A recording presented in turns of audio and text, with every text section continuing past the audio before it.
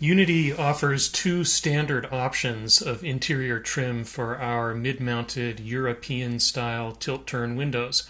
One style is a flat wood casing that picture frames all four sides of the window opening. The other style uses sheetrock chamfer bead to create simple, clean returns at the sides and top of the window, and a clear finished wood sill and apron to finish the bottom. Because not all sheetrock finishers are familiar with installing the chamfer bead, we've created this video with tips and techniques. The video shows how a sheetrock finisher with lots of experience working on Unity homes installs the chamfer bead around a window. We start off with a quick look at the kerfed extension jambs that Unity pre-installs at the sides and tops of the windows. The chamfer bead itself is provided by the sheetrock finisher. So these extension jambs were pre-installed in the shop. In this case, this is type 6 window trim, so this house will be getting a maple sill installed with an apron underneath. And then the sheetrocker will run a sheetrock up to these pre-installed jambs and then install a chamfer kerf or an angled piece here to finish off the window. So I'll tell you one thing that's important is that the chamfer bead has to end exactly even with this, so that when they slide the sill in, they're not bumping it, because if they bump it, it will crack. If they have to cut it, it will crack. So it's important that when you install it, it's even with here. And how do you make sure that it's even with there? It's careful measurement and careful cutting? Yeah, it's careful cutting and careful positioning. So if you measure it, most commonly they're 47 and a half, 47 and a quarter to 47 and a half. This one's 47 and 3/8. So I could do it here. I'll usually do it out there. But you take on these first two parts are not that important as far as length goes. The fit's less critical on the first two? It's less critical on the first two than it is on the top piece. You have a little bit of play as far as length goes, and you want to square this off good.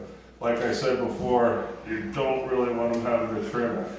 It fits into there, and you don't want to be much more than an eighth of an inch down from the top, or you'll miss your corner.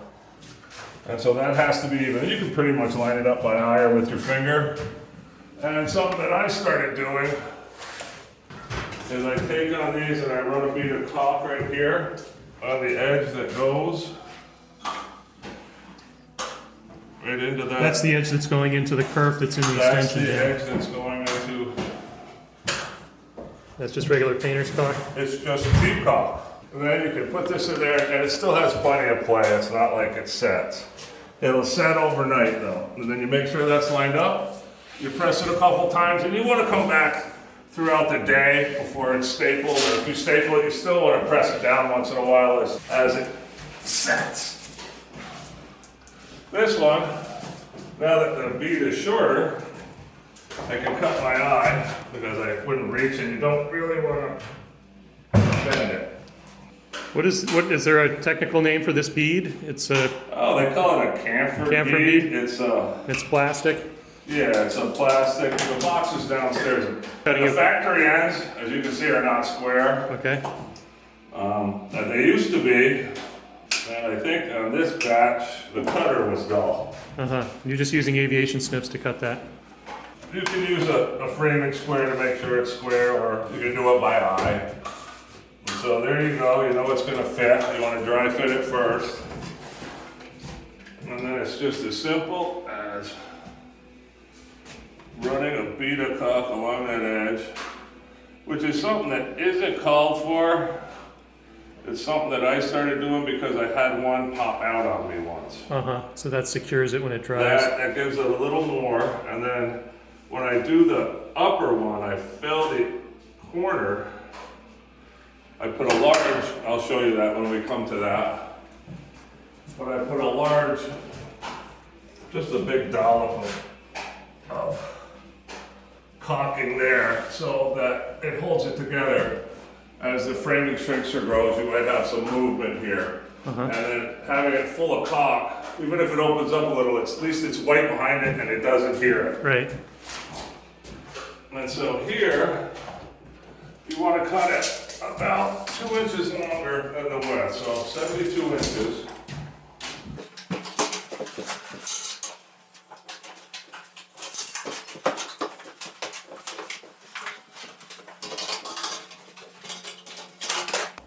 Just a minute, I have some jigs that I made.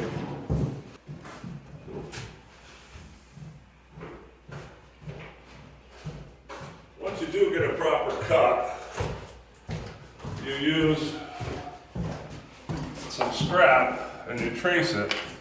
And so here's my left and here's my right. Okay, this is for the upper corners of the This top is for the bead. upper corner. So this way, I can lay this on here like this. I just give it a quick pull. And you can follow next to it if it's not quite right. And then on the chamfer part, if you just snip it like that, it works. All right. And then you take and place this here. You want to get your angle right, and this will be full of caulk, and in the end I'd run a little bead of caulk here and wipe it in Okay. after we're done finishing. So you're actually sticking it in the kerf there as you go along, and then it just sticks out at the end, right? Right, and then I'll eyeball this. This is how I do it. And I cut it about a 1/16 longer than that. And you've just learned that from experience, basically, the Right, 16th. right, a 1/16 longer, and that way you have a little to shave off. Because the product isn't, it's hard to find. You basically have to order it, The bead. the bead. So it's good to cut it a little long and cut it back as you go to fit it. It's never quite a perfect process. Then I dry fit it again. And then as you see, I'm a little long here. Yep. And I split the difference there, and I double check this and make sure I'm good here.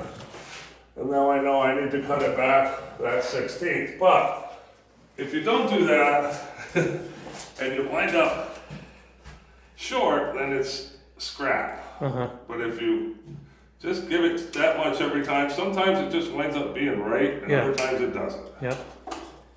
But it's best because you wait a couple of weeks to get a box of this around here anyways.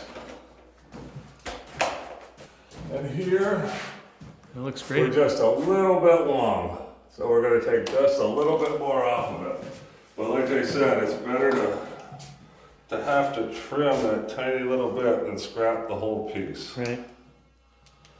Because I have been up in Sunday River, And that other and 2 job. pieces short. Oh, no. And had to go back 2 weeks later or something and replace it. So you learned this lesson. And that was actually for the bullnose.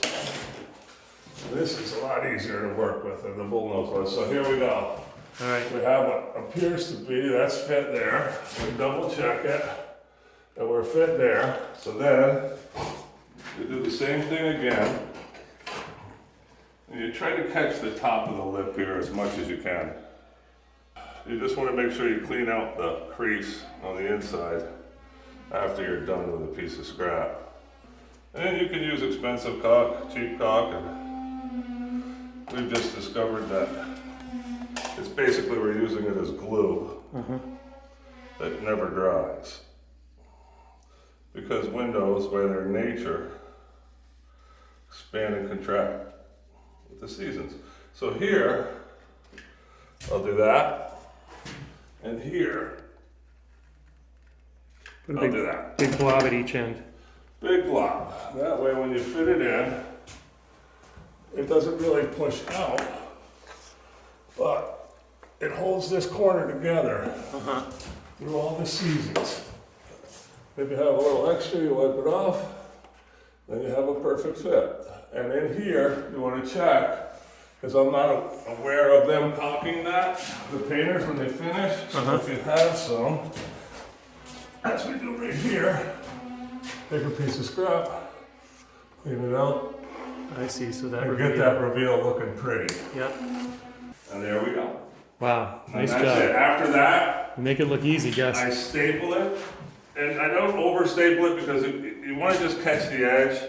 You do not want to nail it because then you're nailing into the framing, and the nails move with the framing as it shrinks and grows. Whereas if you staple it and let it float with the drywall, and just catch the edge and let this be, then you coat it. Like you do any corner bead, but you're only coating one side.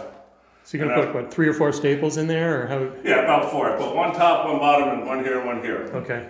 And that's it. I don't over staple it. You don't want to smash it. Yep. And change the pitch. You want it just to set. And I are those- like to let it set overnight before I staple it. But you can staple it right away if you're. And you want to go through before the end of the day and push it once again, just like any other plastic bead that you glue on. But I prefer not to glue this because you never know where you're going to be as far as here goes. So this works out good. As you can see, there's a bit of a pitch here. Yep. So you want to use a 14-inch trowel and bring it way out. Okay, you're gonna do 3 coats on that, or Yes. 2? 3. I start with a 12-inch trowel, a 14-inch trowel, 14-inch trowel second, and then I 8-inch knife it, just to make it look nice. And you're using regular mud for all 3 coats? Or? Yes. You want to use heavyweight compound. You don't want to use easy sand. You don't want to use Right. midweight. You don't want to use lightweight. And was it important that you taped the tapered edge Nope. here that intersects Nope. that, or you could have done that after? I've done that, and you look at the rest of the house, and I did that after. Uh-huh. And after that, I mean, it really gives it a really nice look in the end. I really like it. Yeah, it is, and it's pretty distinctive too. I mean, do you ever Yeah. run into this on any other projects you're No. doing, or is this just like a Unity thing, right? This is a Unity thing. Cool. Yeah, Yeah. it is really cool. We really enjoy doing these, and they're a lot of fun, good people to work with. All right, thanks a lot, Gus. I really appreciate it. Take care. No problem.